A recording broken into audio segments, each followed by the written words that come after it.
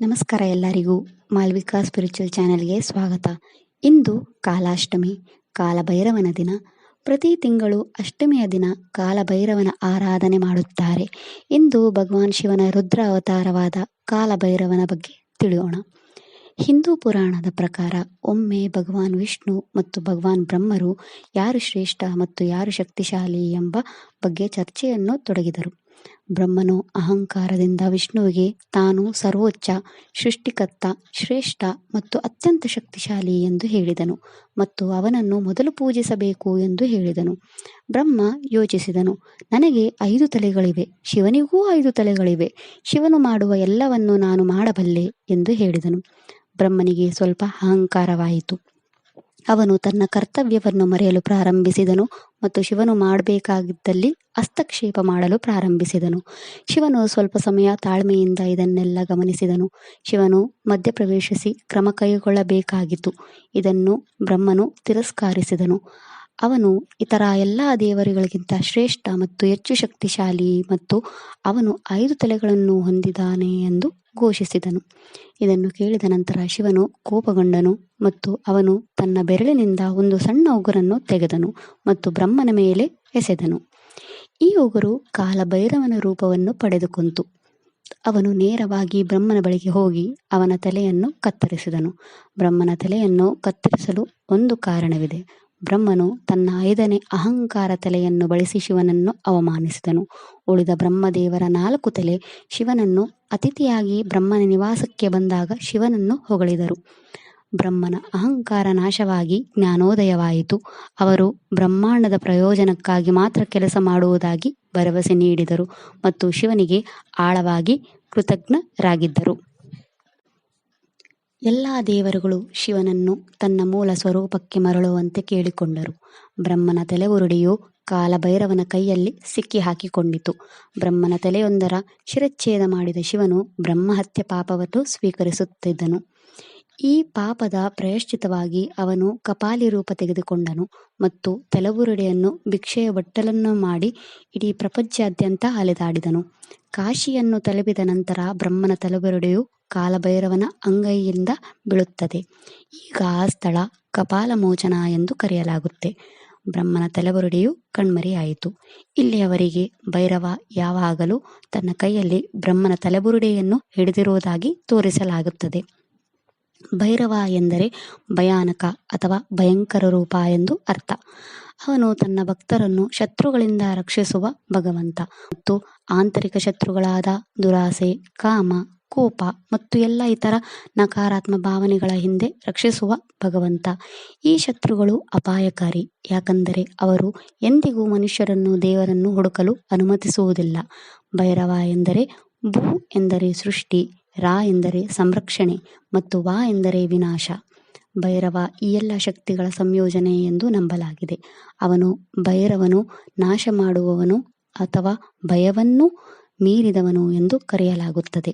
ಭೈರವನನ್ನು ಕ್ಷೇತ್ರಪಾಲ ಎಂದು ಕರೆಯುತ್ತಾರೆ. ಅವನು ಬ್ರಹ್ಮಾಂಡದ 8 ದಿಕ್ಕುಗಳನ್ನು ಕಾಪಾಡುತ್ತಾನೆ.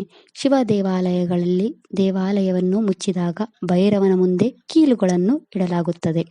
ಭೈರವನನ್ನು ಸ್ತ್ರೀಯರ ರಕ್ಷಕ ಎಂದು ವರ್ಣಿಸಲಾಗಿದೆ. ಭೈರವನು ದಂಡವನ್ನು ಇಡುವುದರಿಂದ ದಂಡಾಪಾಣಿ ಎಂದು ಕರೆಯುತ್ತಾರೆ. ದಂಡ ಪಾಪಿಗಳನ್ನು ಶಿಕ್ಷಿಸುತ್ತದೆ. ಭೈರವನು ಸ್ವಾಶ್ವ ಎಂದು ಕರೆಯುತ್ತಾರೆ, ಯಾಕಂದರೆ ಅವರ ವಾಹನ ಶ್ವಾನ ಆಗಿರೋದ್ರಿಂದ. ಭಗವಾನ್ ಕಾಲಭೈರವ ಶತ್ರುಗಳು, ದುಷ್ಟಶಕ್ತಿಗಳು ಮತ್ತು ಮಾಟಮಂತ್ರದಿಂದ ರಕ್ಷಿಸುತ್ತಾನೆ. ಅವನು ಸಮಯ ಮತ್ತು ಮರಣವನ್ನು ಮೀರಿದವನು, ಆದ್ದರಿಂದ ಜನರು ಅವನನ್ನು ಕಾಲಭೈರವ ಎಂದು ಕರೆಯುತ್ತಾರೆ. ಭಗವಾನ್ ಕಾಲಭೈರವನ ಶಕ್ತಿಗಳು ಅತೀಂದ್ರಿಯ ವಿಜ್ಞಾನದಲ್ಲಿವೆ ಎಂದು ಹೇಳಲಾಗುತ್ತದೆ. ತಂತ್ರ ತಜ್ಞರಿಗೆ ಭೈರವ ಆದ್ಯತೆಯ ದೇವತೆ. ಭಗವಾನ್ ಕಾಲಭೈರವನ ಆರಾಧನೆಯಿಂದ ರೋಗಗಳು, ವಿರೋಧಿಗಳು, ಶತ್ರುಗಳು ಮತ್ತು ಬಡತನವನ್ನು ಜಯಿಸಲು ಸಹಾಯ ಮಾಡುತ್ತದೆ. ಒಟ್ಟು 64 ಭೈರವರಿದ್ದಾರೆ. ಈ 64 ಭೈರವರನ್ನು 8 ವರ್ಗಗಳಲ್ಲಿ ಅಡಿಯಲ್ಲಿ ವರ್ಗೀಕರಿಸಲಾಗಿದೆ ಮತ್ತು ಪ್ರತಿ ವರ್ಗಕ್ಕೆ ಒಬ್ಬ ಪ್ರಮುಖ ಭೈರವ ಮುಖ್ಯಸ್ಥನಾಗಿದ್ದಾನೆ. ಪ್ರಮುಖ 8 ಭೈರವರನ್ನು ಅಷ್ಟಭೈರವರು ಎಂದು ಕರೆಯಲಾಗುತ್ತದೆ. ಈ 8 ಭೈರವರು ಬ್ರಹ್ಮಾಂಡದ 8 ದಿಕ್ಕುಗಳನ್ನು ನಿಯಂತ್ರಿಸುತ್ತಾರೆ. ಈ 8 ಭೈರವರು ಯಾರೆಂದರೆ ಹಸಿ ತನಗ ಭೈರವ, ರೂರು ಭೈರವ, ಚಂಡ ಭೈರವ, ಕ್ರೋಧ ಭೈರವ, ಉನ್ಮತ್ತ ಭೈರವ, ಕಪಾಲ ಭೈರವ, ಭೀಷಣ ಭೈರವ, ಸಂಹಾರ ಭೈರವ. ಕಾಳಭೈರವನ ಪತ್ನಿಯಾದ ಭೈರವಿ ದೇವಿ ಪಾರ್ವತಿ ಅಥವಾ ಕಾಳಿದೇವಿಯ ಭಯಾನಕ ಅಂಶ. ಈ ಅಷ್ಟಭೈರವರು ದೇವಿ ಪಾರ್ವತಿಯ ಅಷ್ಟಮಾತೃಕೆಗಳನ್ನು ವಿವಾಹವಾದರು. ಭೈರವರು ಮತ್ತು ಅಷ್ಟಮಾತೃಕೆಗಳು ಘೋರ ರೂಪಗಳನ್ನು ಹೊಂದಿದ್ದಾರೆ. ಇವುಗಳಿಂದ ಅಷ್ಟಭೈರವರು ಮತ್ತು ಅಷ್ಟಮಾತೃಕೆಗಳು 64 ಭೈರವರು ಮತ್ತು 64 ಯೋಗಿನಿಯರನ್ನು ರಚಿಸಲಾಗಿದೆ.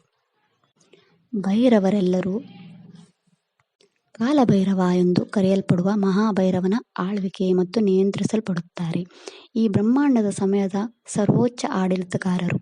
ಭಗವಂತನ ಈ ಭಯಾನಕ ಅಂಶವನ್ನು ಪ್ರಧಾನವಾಗಿ ಅಘೋರ ಪ್ರಾಂತದವರು ಪೂಜಿಸುತ್ತಾರೆ. ಕಾಶ್ಮೀರದ ನಿವಾಸಿಗಳು ಶಿವರಾತ್ರಿಯ ಸಂದರ್ಭದಲ್ಲಿ ಭೈರವನನ್ನು ಪೂಜಿಸುತ್ತಾರೆ.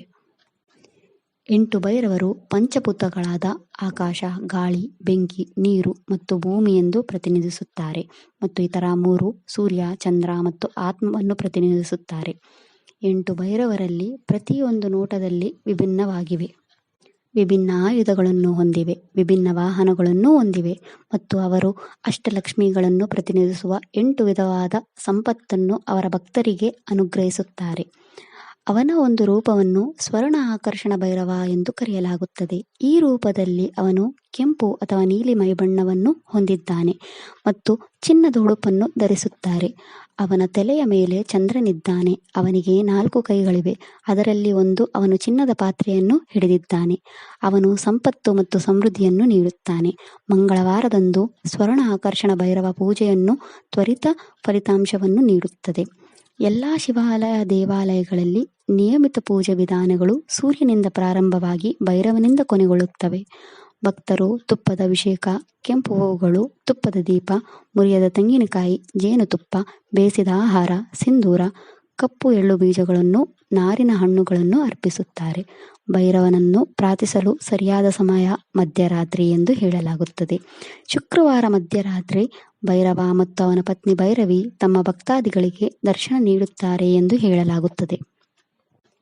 ಶಿವ ದೇವಾಲಯಗಳಲ್ಲಿ ಭೈರವನ ವಿಗ್ರಹಗಳು ಉತ್ತರದಲ್ಲಿ ಅಭಿಮುಖವಾಗಿವೆ, ದಕ್ಷಿಣಕ್ಕೆ ನಿರ್ದೇಶನವಾಗಿವೆ. ಅವನನ್ನು ಕ್ಷೇತ್ರಪಾಲ ಎಂದು ಕರೆಯುತ್ತಾರೆ. ಅವನು 4 ಭಂಗಿಯಲ್ಲಿ ನಿಂತಿರುವ ಕಾಣಿಸಿಕೊಳ್ಳುತ್ತಾನೆ. ಅವನ ಆಯುಧಗಳೆಂದರೆ ಡೋಲು, ಪಾಶ, ತ್ರಿಶೂಲ ಮತ್ತು ತಲೆಬುರುಡೆ. ಅವನು ನಾಯಿಯೊಂದಿಗೆ ಕಾಣಿಸಿಕೊಳ್ಳುತ್ತಾನೆ. ಕಾಲಭೈರವನ ರೂಪದಲ್ಲಿ ಶಿವನು ಪ್ರತಿಯೊಂದು ಶಕ್ತಿಪೀಠವನ್ನು ಕಾಪಾಡುತ್ತಾನೆ ಎಂದು ಹೇಳಲಾಗುತ್ತದೆ. ಪ್ರತಿ ಶಕ್ತಿಪೀಠವು ಭೈರವನಿಗೆ ಸಮರ್ಪಿತವಾದ ದೇವಾಲಯವನ್ನು ಹೊಂದಿದೆ. ಭೈರವ ಉಗ್ರ ಮತ್ತು ಶಿವನ ಅಲೆದಾಡುವ ರೂಪ. ಅವರನ್ನು ಹಿಂದೂಗಳು, ಜೈನರು, ನೇಪಾಳರು ಮತ್ತು ಬೌದ್ಧರು ಸಮಾನವಾಗಿ ಪೂಜಿಸುತ್ತಾರೆ. ಭೈರವನನ್ನು ಪೂಜಿಸುವುದರಿಂದ ಸಮೃದ್ಧಿ, ಸಂತತಿ, ಯಶಸ್ಸು ಮತ್ತು ಒಳ್ಳೆಯದನ್ನು ನೀಡುತ್ತದೆ ಎಂದು ನಂಬಲಾಗಿದೆ. ಭೈರವನನ್ನು ಪೂಜಿಸುವುದರಿಂದ ಅಕಾಲಿಕ ಮರಣವನ್ನು ತಡೆಯುತ್ತದೆ ಮತ್ತು ಸಾಲಗಳು ಮತ್ತು ಹೊಣೆಗಾರಿಕೆಗಳಿಗೆ ಪರಿಹಾರವನ್ನು ನೀಡುತ್ತದೆ. ಭೈರವನನ್ನು ಭಾರತ, ನೇಪಾಳ, ಇಂಡೋನೇಷ್ಯಾ, ಶ್ರೀಲಂಕಾ, ಜಪಾನ್ ಮತ್ತು ಟಿಬೆಟ್ನಲ್ಲಿ ಪೂಜಿಸಲಾಗುತ್ತದೆ. ಕಾಲಭೈರವ ಜಯಂತಿ ಹಿಂದೂಗಳಲ್ಲಿ ಅಪಾರವಾದ ಮಹತ್ವವನ್ನು ಹೊಂದಿದೆ. ಈ ದಿನವನ್ನು ಕಾಲಾಷ್ಟಮಿ ಎಂದು ಸಹ ಆಚರಿಸಲಾಗುತ್ತದೆ. ಭಗವಾನ್ ಕಾಲಭೈರವನನ್ನು ಭಗವಾನ್ ಶಿವನ ಉಗ್ರ ರೂಪ ಎಂದು ಕರೆಯಲಾಗುತ್ತದೆ. ಕಾಲಭೈರವ ಜಯಂತಿಯನ್ನು ಅಷ್ಟಮಿ ತಿಥಿ ಮಾರ್ಗಶೀರ್ಷ ಮಾಸದಲ್ಲಿ ಕೃಷ್ಣ ಪಕ್ಷ ಎಂದು ಆಚರಿಸಲಾಗುತ್ತದೆ. ಈ ದಿನ ಭಗವಾನ್ ಕಾಲಭೈರವನನ್ನು ಜನಿಸಿದನೆಂದು ನಂಬಲಾಗಿದೆ. ಭಕ್ತಾದಿಗಳಿಗೆ ಯಶಸ್ಸು, ಉತ್ತಮ ಆರೋಗ್ಯ ಮತ್ತು ಎಲ್ಲ ಹಿಂದಿನ ಮತ್ತು ಪ್ರಸ್ತುತ ಪಾಪಗಳನ್ನು ತೊಡೆದುಹಾಕಲು ಕಾಲಭೈರವನನ್ನು ಪೂಜಿಸುತ್ತಾರೆ ಮತ್ತು ಪ್ರಾರ್ಥನೆ ಸಲ್ಲಿಸುತ್ತಾರೆ. ಇದು ಹಿಂದೂಗಳಲ್ಲಿ ಒಂದು ದೊಡ್ಡ ಧಾರ್ಮಿಕ ಪ್ರಾಮುಖ್ಯತೆಯನ್ನು ಹೊಂದಿದೆ. ಈ ದಿನವು ಸಂಪೂರ್ಣವಾಗಿ ಭಗವಾನ್ ಕಾಲಭೈರವನಿಗೆ ಪೂಜೆ ಮೀಸಲಾಗಿದೆ. ಕಾಲಭೈರವನನ್ನು ಪೂಜಿಸಲು ಉತ್ತಮ ಮತ್ತು ಮಂಗಳಕರ ಸಮಯವೆಂದರೆ ರಾಹುಕಾಲ. ಅವನು ಕರುಣಾಮಯಿ ಮತ್ತು ತನ್ನ ಭಕ್ತರಿಗೆ ಸಂಪತ್ತು ಮತ್ತು ಸಮೃದ್ಧಿಯನ್ನು ಸುಲಭವಾಗಿ ದಯಪಾಲಿಸುತ್ತಾನೆ. ಇದಿಷ್ಟು ಕಾಲಭೈರವನ ಬಗ್ಗೆ. ಕಾಲಭೈರವ ಸಮಯದ ಪ್ರಾಮುಖ್ಯತೆಯನ್ನು ಕಲಿಸಿಕೊಳ್ಳುತ್ತಾನೆ. ಯಾವ ಸಮಯ ಒಳ್ಳೆಯದೋ ಯಾವುದು ಕೆಟ್ಟದೋ ಎಂದು ನಾವು ನಿರ್ಧರಿಸಲು ಸಾಧ್ಯವಿಲ್ಲ.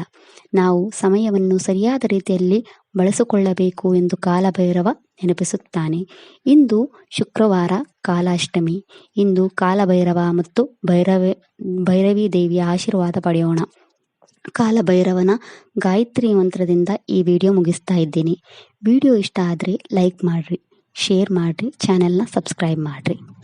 ಓಂ ಕಾಲ ಕಾಲಾಯ ವಿದ್ಮಹಿ कालतीताय धीमहि तन्नो कालभैरव प्रचोदयात्।